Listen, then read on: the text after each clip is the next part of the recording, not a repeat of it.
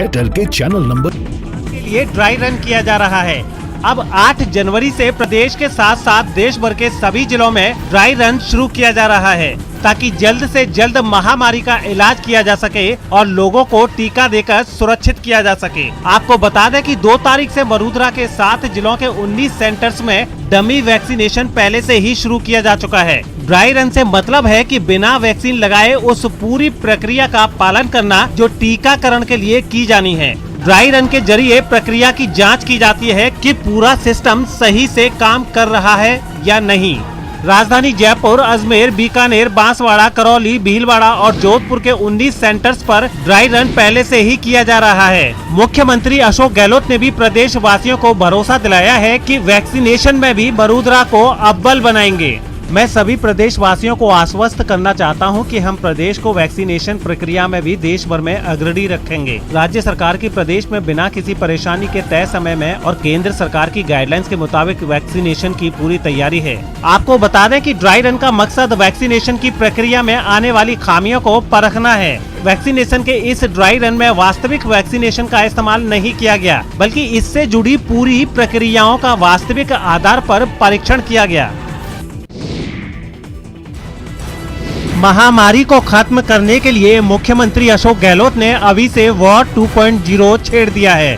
Post Covid care के लिए निर्देश दिए हैं। पोस्ट कोविड समस्याओं को लेकर विशेषज्ञों को रिसर्च करने के लिए कहा है। एक्सपर्ट ग्रुप बनाया है चिकित्सकों का, उसको ये डायरेक्शन जारी किए हैं कि आप रिसर्च करिए।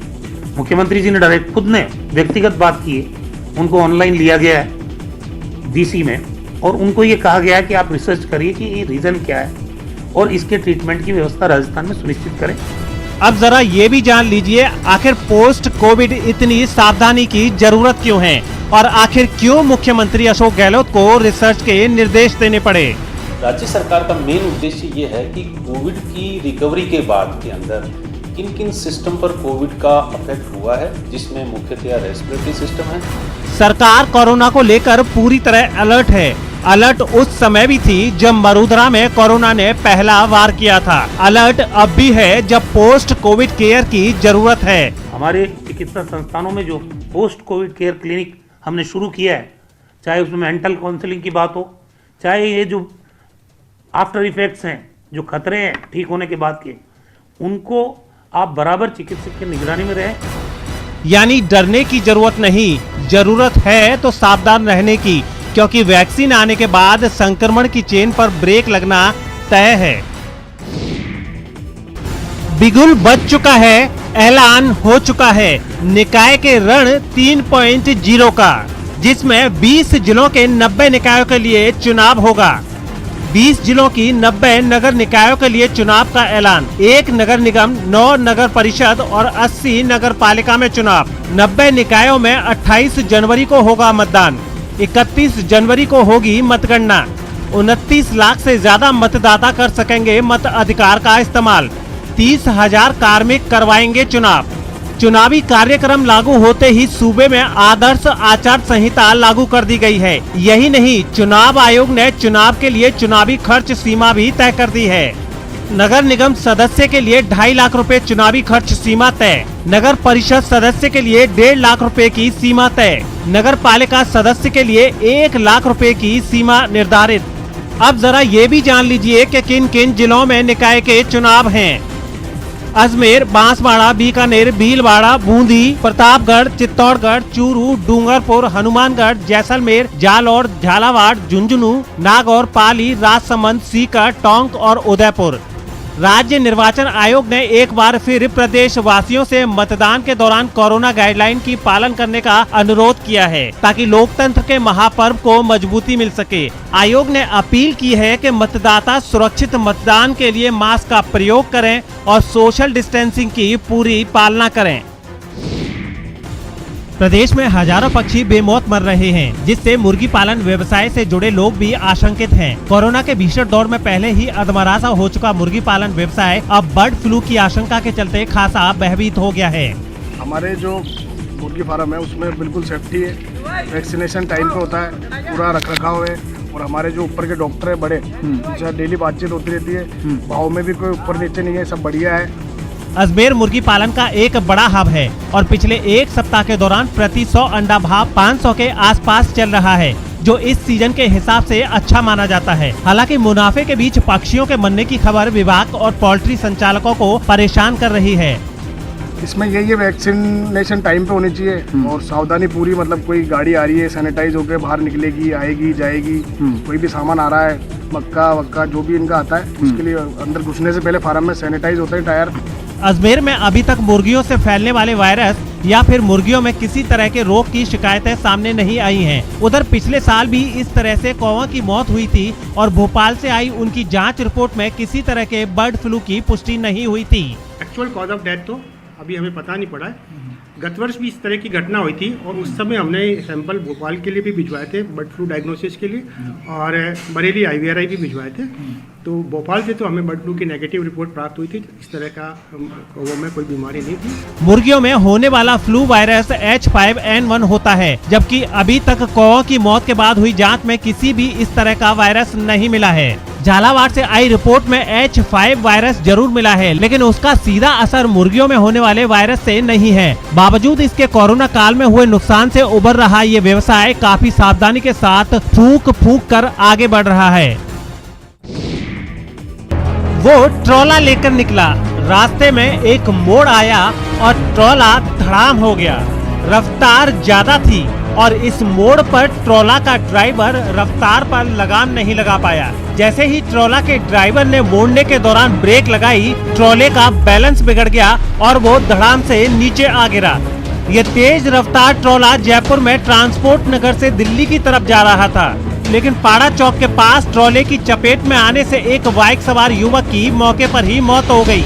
जिसके बाद कुछ बाइक सवार लोग ट्रॉले के पीछे भागे तो ट्रॉला चालक तेज रफ्तार से ट्रॉले को भगाने लगा और दिल्ली रोड पर धोबी घाट पर ट्रॉला पलट गया। इस दौरान वहां से निकल रहे 2 लोग भी ट्रॉले की चपेट में आ गए और उनकी भी मौत हो गई, जबकि 3 घायलों का SMS में इलाज चल रहा है। एक भीषण हादसा हुआ और 2 लोगों की मौत हो गई, जबकि 2 लोग अस्पताल में जिंदगी के लिए मौत से जंग लड़ रहे हैं।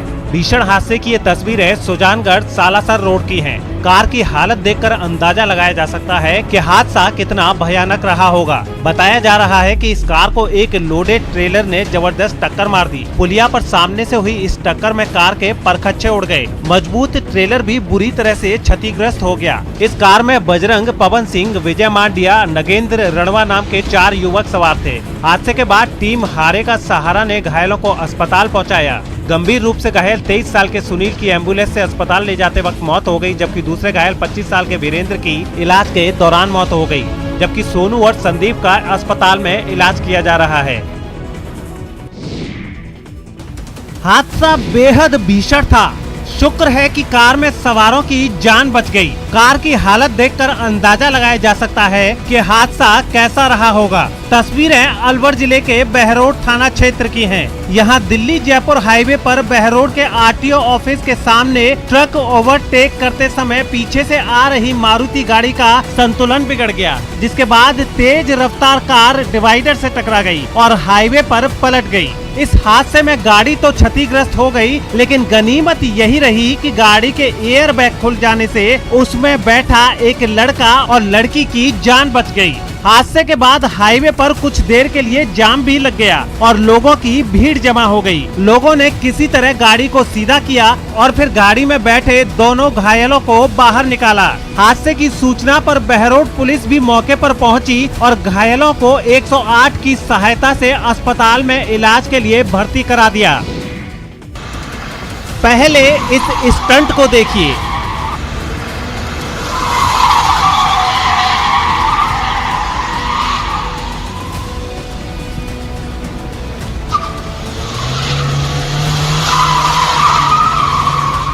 अब जोधपुर के इन स्टंट बाजों को देखिए।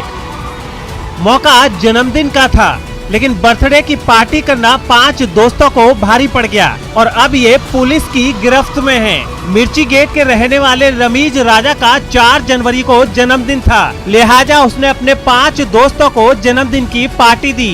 पहले मंडोर स्थित हाईवे पर ये सभी खाना खाने गए। उसके बाद देर रात जोधपुर लौटते हुए नई सड़क चौराहे पर तेज रफ्तार स्कॉर्पियो से स्टंट करने लगे, लेकिन स्टंट करना सभी दोस्तों को भारी पड़ा। स्टंट का वीडियो वायरल हो गया, जिसके बाद पुलिस हरकत में आई और 5 में से 3 दोस्तों को पुलिस ने गिरफ्तार कर लिया, जबकि 2 दोस्तों की तलाश अभी भी जारी है। इससे जो उनसे पूछताछ हुई, उससे सामने आया कि इनमें से एक व्यक्ति रमेश राजा का कल बर्थडे, तो ये लोग कहीं उसका बर्थडे बना करके आए थे। जो वाहन में सवार थे उनके खिलाफ एक पर्सन तेज गति से और गफलतपूर्वक लापरवाही पूर्वक गाड़ी चलाने का और दूसरों का जो संकट में डालने का प्रश्न उन्हें मुझे थाने पर दर्ज किया। पुलिस ने स्टंट करने और लोगों की जिंदगी खतरे में डालने के आरोप में इन दोस्तों को गिरफ्तार किया है।